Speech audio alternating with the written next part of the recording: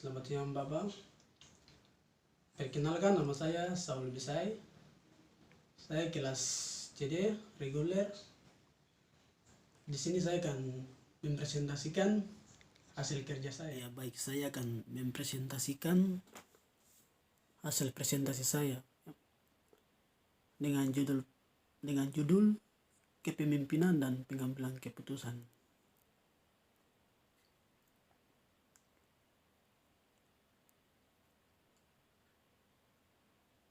Satu, kepemimpinan dan pengambilan keputusan. Dua, pemimpin atau kemampuan seorang untuk memengaruhi orang lain, sekelompok orang ke arah tercapainya suatu tujuan organisasi yang telah disepakati bersama sebelumnya. Tiga, teori karakter. Ketika Margaret Thatcher menjadi Perdana Menteri Inggris, ia selalu dipilih karena kepemimpinannya. Ia digambarkan sebagai sosok pemimpin wanita yang berkarakter dengan ciri-ciri percaya diri, bertekad baja, tegas, karismatik, antusias, dan pemberani. 4. Unsur-unsur kepemimpinan. Kepemimpinan melibatkan orang lain. Kepemimpinan menyangkut distribusi kekuasaan. Kepemimpinan menyangkut penanaman pengaruh dalam rangka mengarahkan bawahan. 5. Keterampilan. Di situ ada technical skill, human skill, conceptual skill. 6. Pengaruh kekuasaan terhadap kepemimpinan. Kekuasaan atau kemampuan untuk memengaruhi orang lain sehingga orang yang memahami, mempertanggungjawabkan, dan mampu berpegang pada kekuasaan, dia akan menjadi pemimpin yang cerdas dan tegas. 7.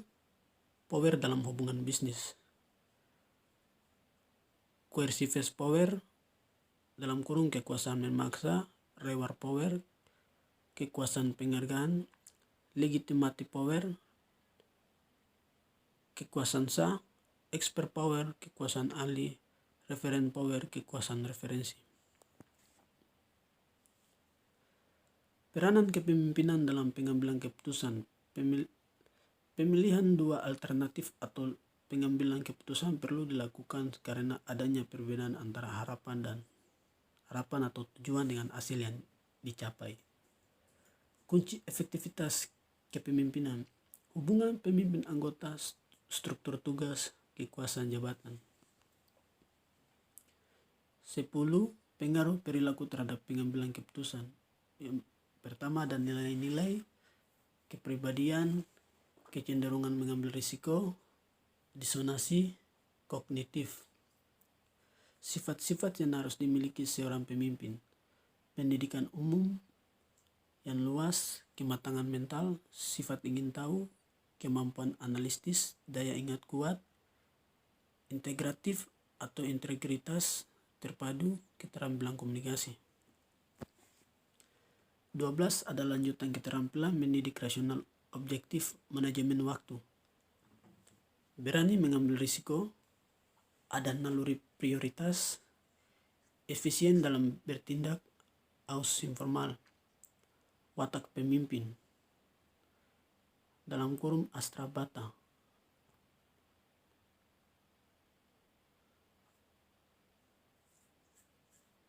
13 watak pemimpin, dalam kurung Astra Brata.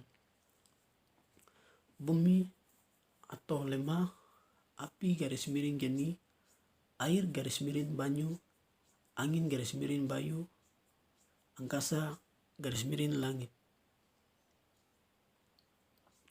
Matahari garis miring surya, bulan garis miring chandra, bintang garis miring kartika.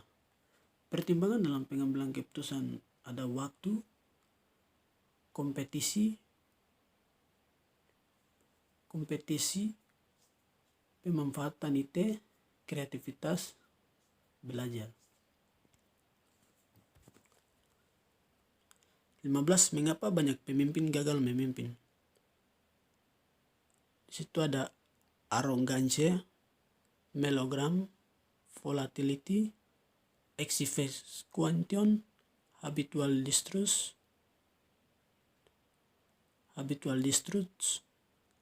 aloofness, forgetfulness, integrity, passive retention, performatisme, eagerness to please. Pengertian dan tugas pemimpin. Pemimpin merupakan salah satu intisari manajemen sumber daya pokok dan titik sentral dari setiap aktivitas yang terjadi dalam suatu perusahaan. Bagaimana kreativitas dinamikanya seorang pemimpin dalam menjalankan wewenang kepemimpinannya akan sangat menentukan apakah tujuan perusahaan dapat dicapai atau tidak. Pemimpin yang dinamis akan kreatif, maka organisasi yang dipimpinnya juga akan semakin dinamis dan aktivitas-aktivitas yang akan dilakukan akan semakin banyak. Pemimpin harus mengutamakan tugas tanggung jawab dan membina hubungan yang harmonis baik atasannya maupun dengan para bawahannya. Pemimpin harus mengadakan komunikasi ke atas dan ke bawah, baik komunikasi formal maupun komunikasi informal. Istilah pemimpin adalah terjemahan leader, head, manager, yang juga disebut manajer, kepala, ketua, direktur, presiden. Menurut Pancasila, seorang pemimpin harus bersikap sebagai pengasuh yang mendorong, menuntun, dan membimbing. Asuhannya manajer adalah sumber aktivitas, dan mereka harus merencanakan, mengorganisasi, mengarahkan, dan mengendalikan semua kegiatan agar tujuan tercapai. Manajer harus memikirkan secara tuntas misi perusahaan itu, menetapkan sasaran-sasaran strategi, dan mengorganisasi sumber daya untuk tujuan yang telah digariskan dalam anggaran dasar (AD) dan anggaran rumah tangga (ART). Seorang pemimpin yang mempunyai sifat-sifat kepemimpinannya dan personality atau authority. Beribawa, ia disegani beribawa terhadap bawahan karena kecakapan dan kemampuan serta didukung oleh perilaku yang baik. Beberapa pendekatan tentang manajer. Beberapa pendekatan tentang manajer. Pendekatan tingkat dan tugas-tugas manajer. Pendekatan luas pekerjaan manajer. Pendekatan sifat kerja manajer. Pendekatan sifat seorang manajer. Pendekatan tingkat dan tugas manajer dikelompokkan atas 3 kelompok, yaitu top manager, manajer puncak adalah pimpinan tertinggi dari suatu perusahaan yang termasuk dalam golongan ini adalah direktur utama dan dewan komisaris corak kegiatan. Top manager adalah memimpin organisasi, menentukan tujuan dan kebijaksanaan pokok. Kedua ada mid-lead manager. Manajer menengah adalah pimpinan menengah dari suatu perusahaan yang termasuk dalam golongan ini adalah kepala divisi, kepala unit, kepala bagian pimpinan.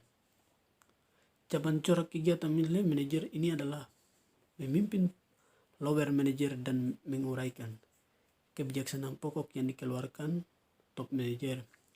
Lower manager manajer terendah adalah pimpinan terendah secara langsung memimpin, mengarahkan, dan mengawasi para karyawan pelaksanaan operasional dalam mengerjakan tugas-tugasnya supaya tujuan tercapai. Tugas-tugas manajer: pengambilan keputusan, perencanaan, pengorganisasian, pengaruh, pengendalian, penilaian, dan pelaporan. Memotivasi artinya seorang manajer harus mendorong para bawahannya untuk bekerja giat dan membina bawahan dengan baik sehingga tercipta suasana kerja yang baik dan harmonis. Manajer harus berusaha memenuhi kebutuhan bawahannya supaya loyalitas dan partisipasinya meningkat. Manajer harus berusaha agar bawahannya bersedia memikul tanggung jawab dalam menyelesaikan tugasnya dengan baik. Manajer harus berusaha membina bawahannya agar dapat bekerja secara efektif dan efisien. Pendekatan menurut luas pekerjaan manajer. Luas pekerjaan manajer meliputi masalah internal dan eksternal. Perusahaan yang dipimpin masalah internal perusahaan harus dibenahi dengan baik supaya semua potensi perusahaan lebih berdaya guna dalam mencapai tujuan yang diinginkan. Masalah eksternal perusahaan harus diperhitungkan, diamati, diimplikasikan mengenai kondisi-kondisi yang mendukung dan menghambat tercapainya tujuan perusahaan seperti tingkat persaingan, peraturan pemerintah, situasi perekonomian nasional dan internasional. Luas pekerjaan manajer itu adalah manajer yang harus mengambil keputusan dan kebijaksanaan serta memerintah bawahan untuk mengerjakan dan memberikan laporan dari hasil pelaksanaannya. 3 pendekatan menurut sifat kerja manajer. Kerja adalah sejumlah aktivitas fisik dan pikiran dilakukan seorang dalam mengerjakan suatu pekerjaan. Dalam melakukan pekerjaan, seorang harus mengorbankan daya fisik dan daya pikiran supaya ia dapat mengerjakan tugasnya. Kerja daya fisik hasilnya konkret, sedang kerja daya pikir mental hasilnya abstrak. Sifat kerja manajer dibedakan atas kerja fisik dan kerja pikir. Manajer dalam suatu perusahaan dikelompokkan atas 3 tingkatan, yaitu top manager, middle manager, dan lower manager. Pendekatan menurut sifat-sifat seorang manajer. Pada dasarnya seorang manajer yang sukses dalam kepemimpinannya mempunyai sifat-sifat kualifikasi tertentu. Untuk menentukan sifat-sifat manajer pemimpin yang akan berhasil dalam tugasnya ditentukan dengan 2 cara. Cara deduktif. Menurut cara ini, sifat dan ciri-ciri manajer ditentukan berdasarkan hasil analisis jabatan, dalam kurung job analysis. Karena dengan analisis jabatan akan diketahui tugas tanggung jawab, job description, dan kualifikasi dan manajer yang akan menjabat jabatan tersebut.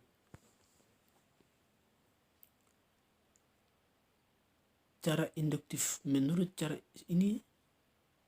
cara ini sifat dan ciri-ciri manajer ditentukan dengan mencari sifat dan ciri-ciri khusus sejumlah manajer yang telah sukses. Sifat dan ciri-ciri khusus para manajer yang sukses inilah yang kemudian dijadikan sifat dan ciri-ciri bagi seorang manajer. Cara induktif ini akan kita memungkinkan manajer berhasil dalam melaksanakan tugas-tugas. Penentuan sifat dan kualifikasi manajer sangat membantu untuk memilih pemimpin yang baik. Sifat-sifat manajer menurut GR Terry, energi, stabilitas emosi, human relationship, personal motivation, communication skill, thinking skill, social skill. Harold Kohns dan Chris Donnell, intelligence, leadership ability, communication ability, logical approach to problem, cultural insert, moral virtues, to good German initiative.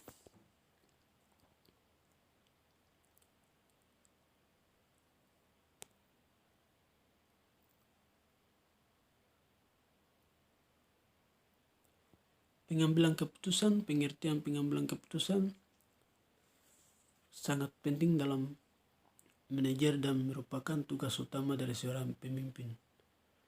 Pengambilan keputusan discussion makin diproses oleh pengambilan keputusan yang hasilnya keputusan sangat keputusan ini akan menimbulkan aktivitas sehingga proses manajemen dapat melaksanakan keputusan akan menimbulkan aktivitas dan atau mengakhiri aktivitas pengambilan keputusan merupakan tugas utama seorang manajer sehari-hari. Bahkan manajer diberi gaji oleh perusahaan justru untuk mengambil keputusannya yang baik, tepat, dan menguntungkan perusahaan yang dipimpin.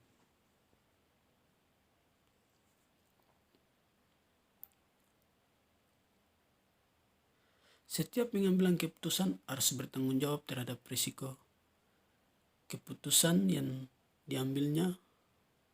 Definisi Theo Heyman, inti dari semua perencanaan adalah pengambilan keputusan. Suatu pemilihan cara bertindak dalam hubungan ini akan melihat suatu keputusan sebagai suatu cara bertindak yang dipilih oleh manajer sebagai suatu yang paling efektif, berarti menampakkan untuk mencapai sasaran dan pemecahan masalah. Dr. Malayu SP. Hasibuan pengambilan keputusan adalah suatu proses penentuan keputusan yang terbaik dari sejumlah alternatif untuk melakukan aktivitas-aktivitas pada masa yang akan datang.